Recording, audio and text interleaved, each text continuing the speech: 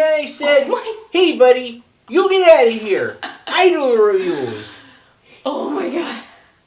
Cal, you are so funny, sexy, and tough. I'm so lucky to have you as my long distance internet boyfriend. I know, baby girl. Cal is one hat ticket. Come on. Okay, babe. I gotta go. Alright. Will I see you tonight? Oh, you know, I got a YouTube channel to run over here. Bye.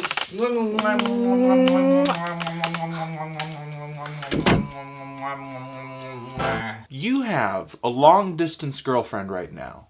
How many of these calls are you going to make? And are you going to be interrupting the start of every review now? Yes, let's, and probably. At least I know.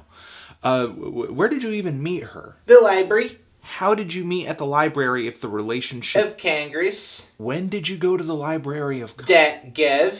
Can you meet people on the Library of... They have a chat room. Oh, the chat room. Makes perfect sense! Let me do this review before I go freaking insane.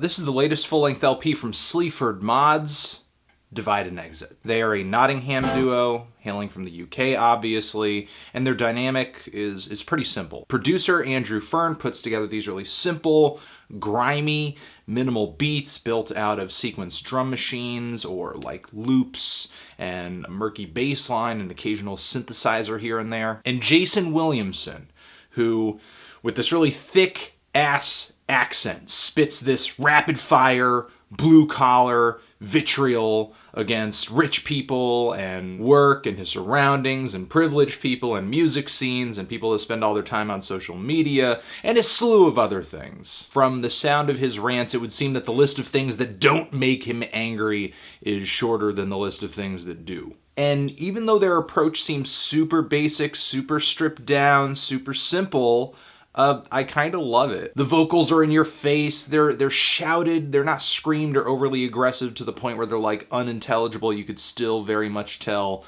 what Jason is saying if you can read past his accent. I know there are going to be some people out there who have no freaking clue what he's saying. I would call it spoken word, but it's really more like shouted word. And there is a decent amount of variety among the instrumentals that Andrew produces. Like with the song Air Conditioning, which has this beat that just plods along really mechanically and has all these distorted bass guitars with Jason's voice on top of it, all distorted too, like it's coming through a really old loudspeaker or something. Or the song Tied Up in Knots, which has a punchier drum beat. It's a little cleaner in terms of the sound of the instrumentation.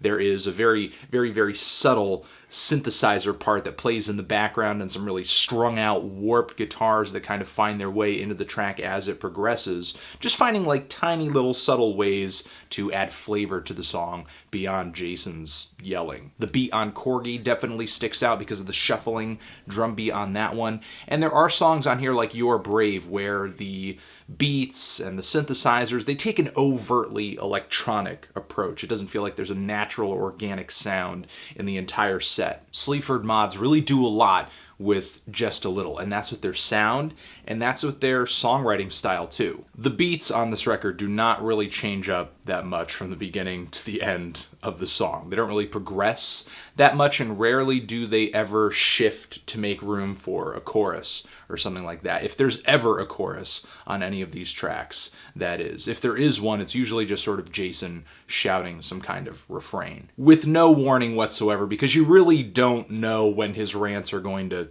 end. The repetitive grooves on these tracks merely just kind of set a mood and lay a foundation for Jason's very over-the-top rants. And even though I wish the beats just did a little bit more to steal the show away from Jason occasionally, I still think this record is one of the more refreshing things I've heard this year. It is incredibly bold.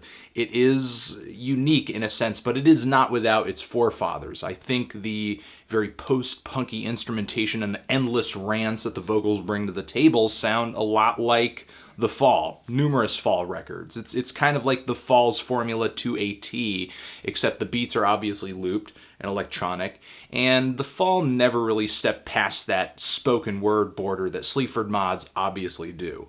And there are moments where the really intense vocals on this record and how charged they are with a particular viewpoint and how they're really shoving it in the listener's face, it reminds me a bit of like a Crass record, but obviously with a very different viewpoint. And even though Sleaford Mods definitely wear their influences on their sleeves, I think they get away with it just a little bit just because of how much personality they have. They have tons of personality. It's essentially what this record runs on. If you're not into the personality of this record, there's very little here musically that you're going to appreciate instead. You're either going to connect very deeply with a lot of what Jason is saying, and it's going to make you laugh, it's going to make you angry, or you will be turned off completely. And Jason's words on this thing, they're explosive, they're clever, I think they're entertaining, I think they're biting, they're satirical. I think there's a lot to read into with what he's saying. It's kind of like listening to a really good stand-up routine where there's obviously some sentences and some context being ripped out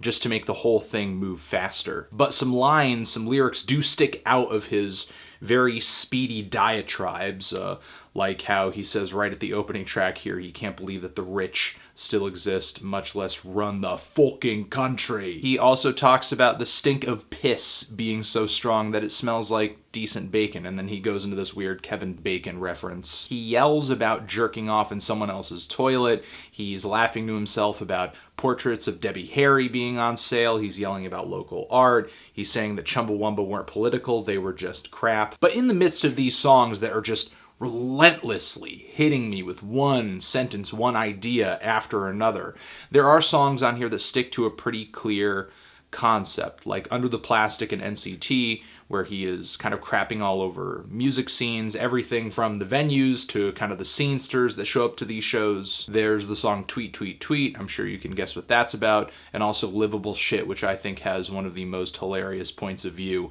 of any track on this entire LP, where he starts the song off talking about how, okay, you go to the bathroom, you stink it up, and then the smell kind of goes out of the bathroom and fills the air, but before it hits your nose, there's like 10 yards or so of fresh air in between you and the bathroom. So it's not like so strong, it's not so disgusting, and Jason refers to that as livable shit. Things being horrible, but not so horrible that you can't just like subtly tolerate it, yet it kind of scratches at the back of your mind, driving you insane slowly. It's moments and themes like this that I wish came out a little stronger on a lot of these tracks. Not to say that there aren't recurring ideas on a lot of these tracks. I mean, many of these songs deal with just this general malaise and aggravation with the life that Jason leads. I love the idea of this album. I love the oddity of it. I think it's hilarious. I think it's funny. I think it's entertaining.